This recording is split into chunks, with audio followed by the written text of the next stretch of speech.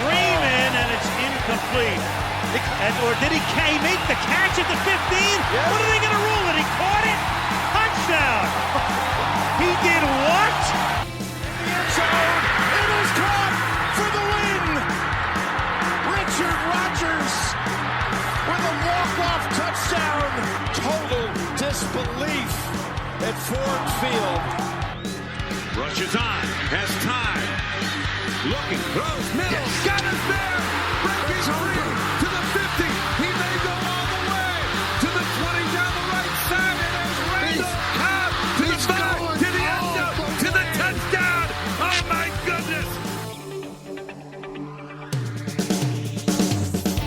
Hey everybody, welcome to the Green and Golden Boys Packers podcast, the podcast for Packer fans living in enemy territory. I'm Charles, and with me as always is Marcus. Hey, And Marcus, we blew out the Jags. It wasn't even close, and neither of us were nervous ever.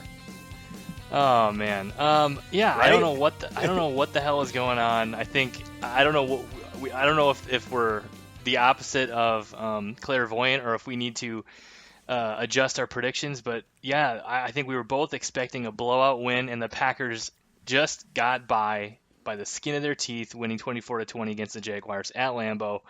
I don't know what the hell was going on, man. This game had me nervous a lot, like pretty much throughout the game. But then, I guess when you come away with a victory, it's still nice. But yeah, I don't know. What was your initial takeaway? Yeah, a win's a win is a win, which is the most important thing. We'll talk about the rest of the division and the rest of the conference later, but we are sitting very well after this weekend in the NFL and the NFC. But I guess, I don't know, do you take this, like, I guess you can look at it two ways. Like, all right, the Packers struggled against a very bad team. Whether or not there were weather conditions affecting that or not, we'll talk about that in a moment. But you can look at it, okay, we struggled, so that's bad. Or, hey, we won a game that things didn't go the way we had planned, and we still, won. Aaron was talking in his press conference after the game. They did a lot of uncharacteristic things. Aaron Rodgers threw his third interception in the season. Not a good throw. It looked like it was kind of to the corner Right. on MVS. We had a fantastic play call and a fantastic catch and run with Devontae Adams, and then he kind of got caught from behind while he was moving ball, from his left to right hand. He fumbles and gives them a 17-yard field essentially for their next touchdown. We gave up a punt return for a touchdown. All things that, like, as Packer fans, like, I'm personally like, okay, what the F? I'm kind of concerned. But also, how many times does that all kind of happen in one game? So I guess I'll throw it back to you. Is that like, hey, good job, getting through the, adversity and making sure you get the win no matter what? Or, is this a sign that we might not be, that first place in the conference team that we want to be? A little bit of both, I guess. I guess more so, hey, you didn't play a great game. You let a bad team, put up some points on you. You didn't put up a lot of points on a really bad defense, but you still found a way to win. You did enough to get the win. But yeah, to your point, I mean, if you're gonna have all those things go wrong, I guess it's better to be against a really bad team who maybe doesn't capitalize as much as like a Tampa Bay Buccaneers team would, or a New Orleans Saints team would, or last year's 49ers would. And like you said, we found a way to win, and that's the important thing. No one's going to care 2 months from now how they beat the Jaguars, as long as this stuff doesn't become a trend. You know what I mean? So I think you got to go back to practice, have a great week of practice. You got to clean this stuff up. I guess the only concerning part about it is it's a lot of it's fundamentals, and I don't know. Tackling. So tackling for the most part seemed better, except on that one punt return, obviously. But that being said, I'm not 100% sure Jamal Williams didn't get blocked in the back right at that first move by the punt returner.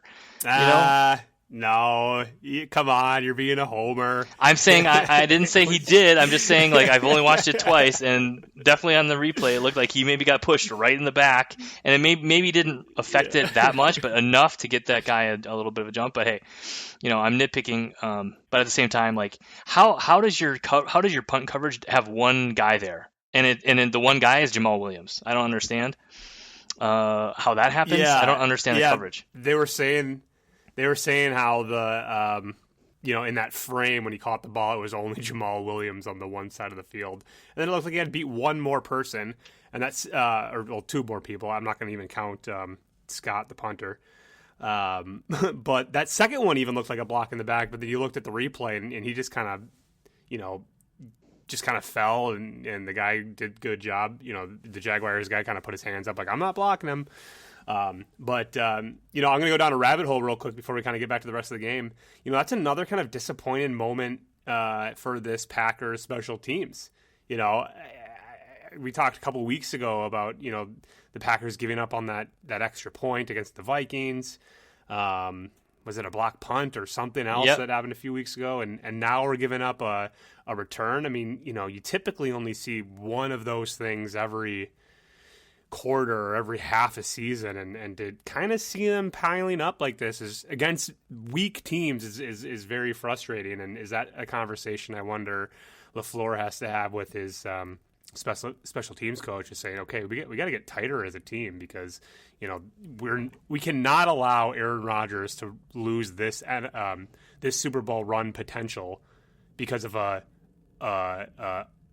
botched punt or a punt return or something like that. I know football's football and things are going to happen, but to start seeing a trend like this is very concerning to me. Yeah, for sure. And to your point earlier, it just seemed like when it rains, it pours for this Green Bay Packers team. Like when one thing goes wrong, everything kind of falls off the tracks. Aaron Rodgers played pretty well, all things considered, except for that interception. He did have a couple of missed throws throughout this game, but again, otherwise he played pretty dang well. But you gotta be able to increase the level of your game in other aspects when your quarterback isn't, maybe Aaron Rodgers, perfection. You gotta be able to stop the run. I don't know. I think our tackling for this week was better. Last week it was pretty good. This week it wasn't bad. It was better than it was a couple of weeks ago. James Robinson's not a great running back, but who else did they have? What else were they going to do? Yeah, he looked pretty good. And against our defense, he ran for 110 yards, almost 5 yards a carry. But again, you knew that they were going to do that. I don't understand. When you have, when the opposing coaches hand you their game plan, you can't stop it. Like, that's the thing that's frustrating to me. It's like we knew Jake Luton wasn't going to put up 300 yards and 4 touchdowns. They don't really have that much of a threat from a receiving core. Now, that said, we were missing our top 2 cornerbacks. But it's one of those things where it's like, why we can't even do well run defensively against bad teams, even if they have a decent running back. It's just... Again, it's another one of those things that I'm not sure we're going to see corrected this year. Kenny Clark is back. That doesn't seem to be making a ton of difference. Teams are still putting up, pretty big running games against us. So I don't know. Frustrating, but again, Packers eked away a win, 24-20. So, again, we're nitpicking. Yeah, we're nitpicking. You mentioned that Aaron Rodgers was off a little bit. And I think that's true to a point. I think we on TV couldn't really see. They were really talking about the wind in the booth. They were talking about the wind in the post game, interviews. Aaron gave the example of the that first series that we had. By the way, this was the first series that we had that we didn't get points out of it all season. So overall, we're very effective. That first drive of the game, and it's kind of disappointing to see that record or that streak end against a very porous Jacksonville defense. But he kind of got loose, and Tunyon got free, and Aaron said he kind of put that ball right where he thought, and the ball kind of he said kind of sailed on him about 7 yards to the left of where he thought that ball was going to go. I don't think Rodgers is one to give excuses after the game like that. So I truly believe, both ways that it was a lot harder to throw the ball than even we thought. Even the announcers are kind of giving Luton the out of, that ball is right on the target, but the wind was there or the receiver slipped or whatever it might be. So it's just, you can kind of tell it was kind of one of those sloppier games right off the bat, just by the way Aaron missed that opening throw. Let me ask you this. On the yeah. Let me ask you this. So, we're talking about, November football at Lambeau Field. We're hoping that we're going to have a couple of home games during the playoffs. I'm not sure that bodes well for this team, given the fact that we can't really stop the run, which most teams are going to be doing if the weather's bad, and the fact that we can't seem to throw that well when it's windy or if it's snowing and the ball's wet. Are you concerned a little bit about a quote unquote home field advantage for this Packers team come January, December? I mean, do you think it's going to be an advantage for this team, or do you think there's going to be some teams coming into Lambeau with the upper hand? That's a really good point that I didn't think of too much. I mean, off the cuff, I feel like it depends on who we're playing and not like quality of team, but like, where we're going. Would I rather play in Lambeau without fans than in Seattle without fans all day? Right? I feel like especially in January, we're much more, or Tampa, for example. Would I rather have Tampa Bay coming up from 70-degree weather to potentially negative 25-degree weather? Yeah, I think that's going to come in our, advantage just because we're playing these games in colder, weather traditionally, and then for the next, month and a half. But to your point, without fans, let's say the Saints kind of come back, and I know we have the head-to-head on them, but let's, for example, say we had to go down there. To your point, I feel like I would rather go down to New Orleans in the Dome, where it kind of gives Aaron that, advantage of no fans in a dome, and he can put that ball in a dime wherever he wants. So I'm not going to give you a straight answer because I feel like it depends on who we're playing. But I think you're right. Let me throw a wrench in the gears here and ask you if we have a COVID vaccine in the next 2 months. Yeah. Okay. And fans are in the stands. What does that mean? Does that change the entire dynamic of this football season? I mean, all you can do is put yourself in the best position to get that number 1 seed, obviously. But do you think that if we have 2 quote unquote vaccines on the way here, one 90% effective, supposedly one 95% effective. They have to finish clinical trials, and then they have to get approved by the FDA. But if that happens in the next 2 months, that's going to align pretty closely with playoff football. And No.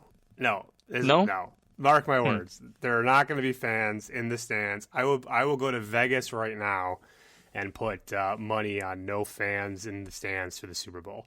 Okay, because you're right, we're close. I'm very optimistic about all that stuff, but we still got to get it out to all the people. I haven't told Marcus this yet. I went this morning to get my COVID test, and I am currently quarantining upstairs in my attic. So I think we are a long ways away from being able to put more than 50,000 or 10,000, 20,000 people into a stadium successfully. Okay.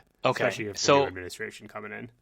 Okay, and I agree with you. And by then by January we may have a national mandate on crowd gathering. But as it stands right now, each state and I think it's even in the NFL, it's county has the say on how many fans or if any they're allowing in the stadium. So I'm just wondering if you're Tampa Bay and you haven't had a Super Bowl run in ever,